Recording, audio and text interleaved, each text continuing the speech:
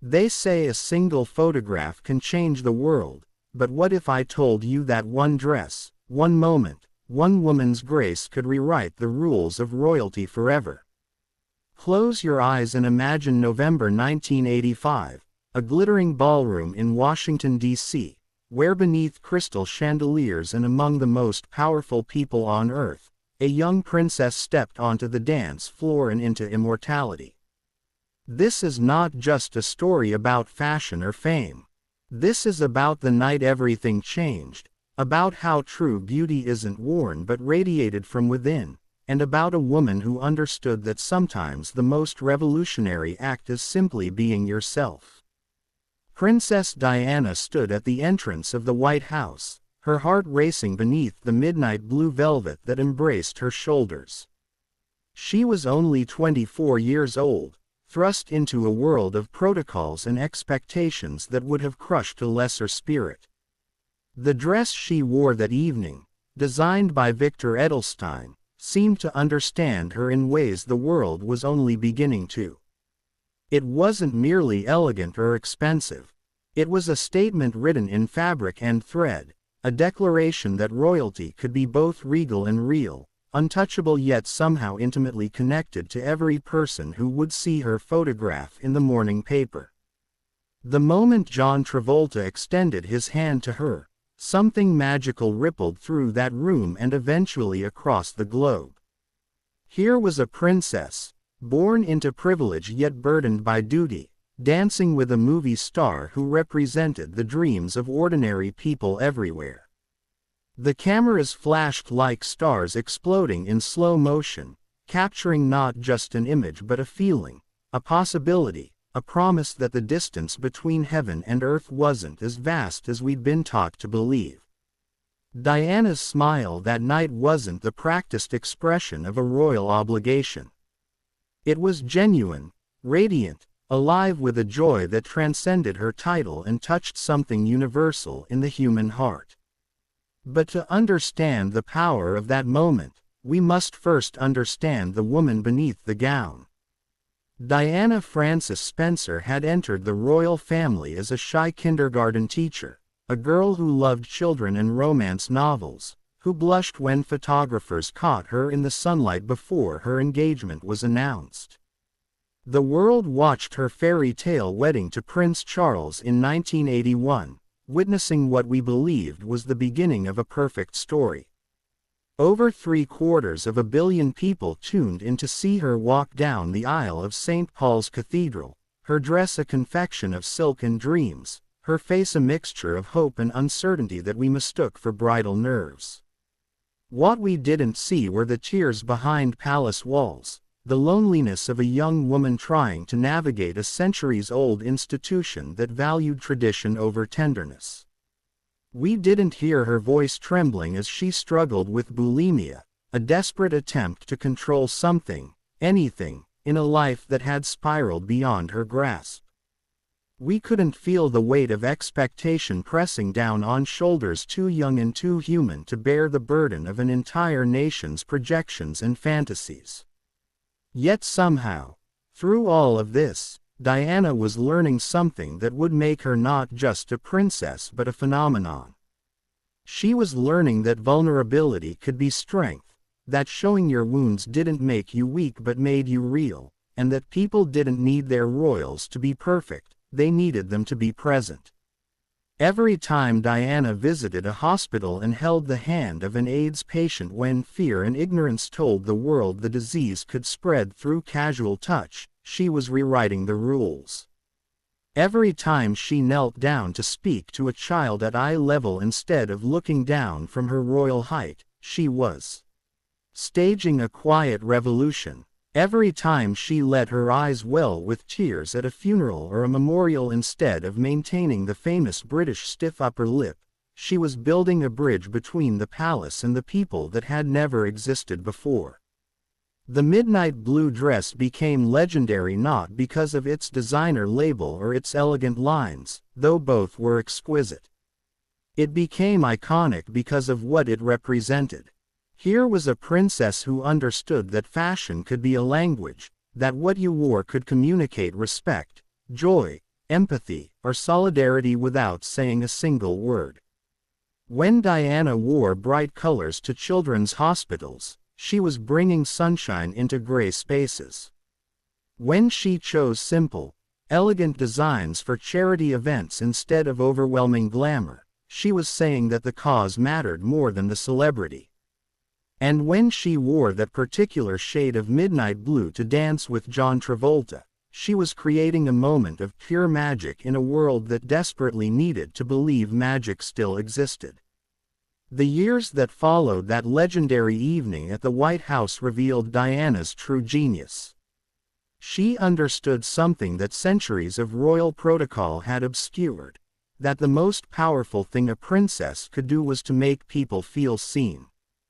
When she walked through minefields in Angola to draw attention to the devastation these weapons caused long after wars ended, she wasn't just supporting a cause.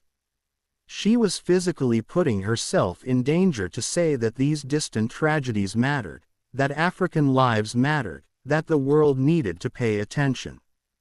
The image of Diana in a protective vest and visor, walking carefully through marked paths in a landscape where one wrong step could be fatal, carried more weight than 1,000 diplomatic speeches.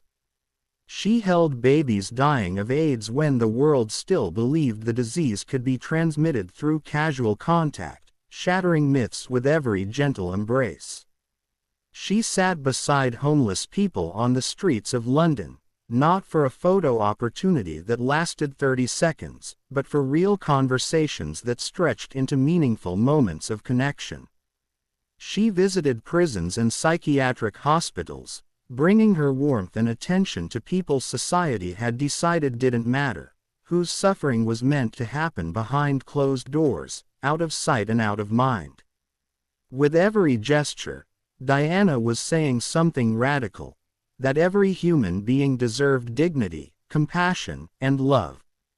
The media, of course, was obsessed with her. Every outfit was analyzed, every hairstyle copied, every public appearance dissected by millions of observers hungry for details.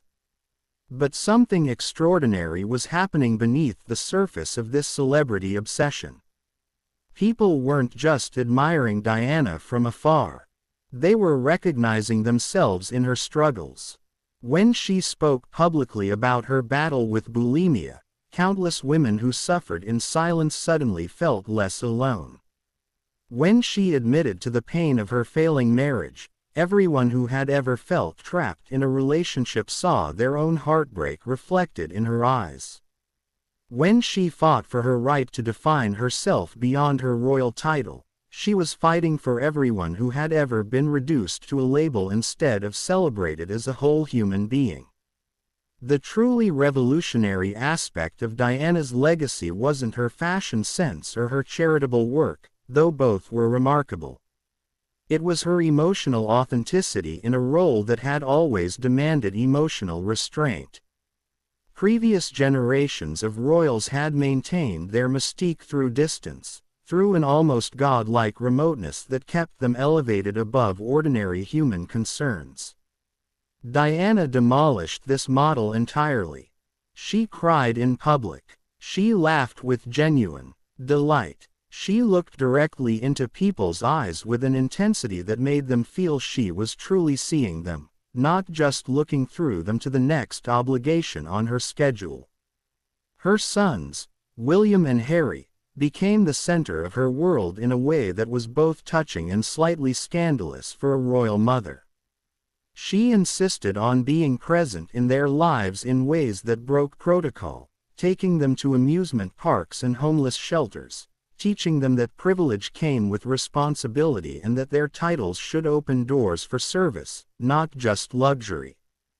She wanted them to understand that being born royal wasn't about being better than others but about having a platform to do better for others.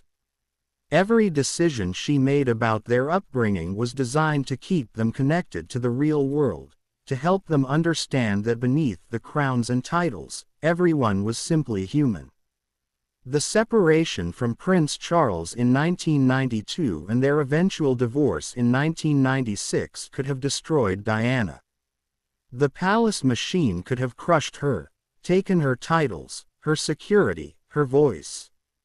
Instead, something remarkable happened. Freed from some of the constraints of her royal role, Diana bloomed even more fully into herself. She focused her energy on the causes she cared about most: landmines, AIDS awareness, homelessness, eating disorders. She dated and loved and lived with a freedom she'd never known during her marriage, though the paparazzi's relentless pursuit meant that freedom was always complicated, always compromised.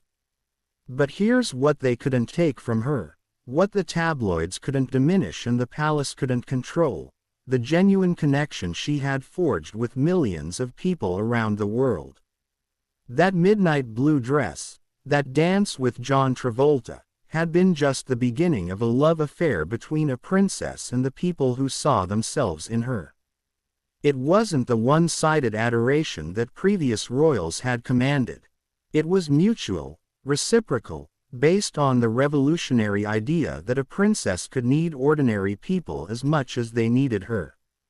When Diana died in that tunnel in Paris in the early hours of August 31, 1997, the world's grief was immediate, overwhelming, and utterly unprecedented.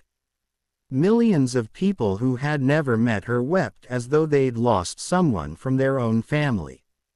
Mountains of flowers appeared outside Kensington Palace, cards and letters and teddy bears piled high in tribute to a woman who had made the whole world feel like she knew them, saw them, cared about them.